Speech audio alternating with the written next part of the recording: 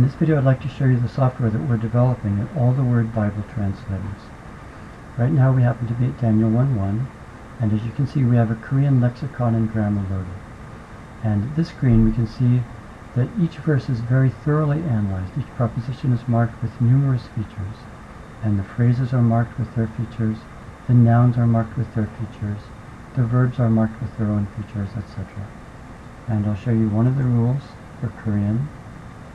We'll look at the rule that inserts their tense morphemes.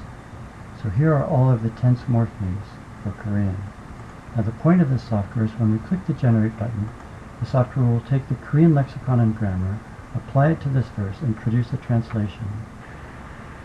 So here's the Korean translation of Daniel 1:1.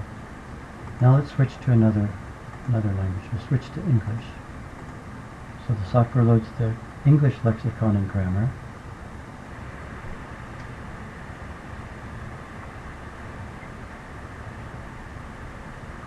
So now we see English words here, and we're still at Daniel 1:1, and the analysis doesn't change as we switch from one target language to another.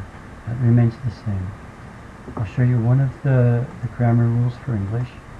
We'll look at the rule that inserts the pronouns. So here are all of the personal pronouns. Here are the reflexive pronouns, the reciprocal pronoun, possessive pronouns, etc. And now when we click the Generate button, the software will take the English lexicon and grammar and produce an English translation of this verse. A man named Nebuchadnezzar was the king of Babylon. Another man named Jehoiakim was the king of Judah. When Jehoiakim had been the king of Judah for about 3 years, Nebuchadnezzar and his army went to Jerusalem, and they attacked Jerusalem and defeated Jehoiakim and his army. Let's switch to one more language. We'll go to Tagalog. So the software loads the Tagalog lexicon and grammar. So now we see Tagalog words down here. And again, the analysis hasn't changed. We'll look at one of the rules for Tagalog. We'll look at the rule that inserts the case markers. So here are all of the case markers for Tagalog. We have quite a few. And now when we click the Generate button, the software takes the Tagalog lexicon and grammar and produces a Tagalog translation.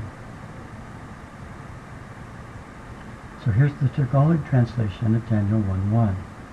After we have our lexicon and grammar well developed for a particular language, we can go to another screen. Here, we can produce translations of numerous Bible books. Right now we'll see the translation of the entire book of Genesis in Tagalog.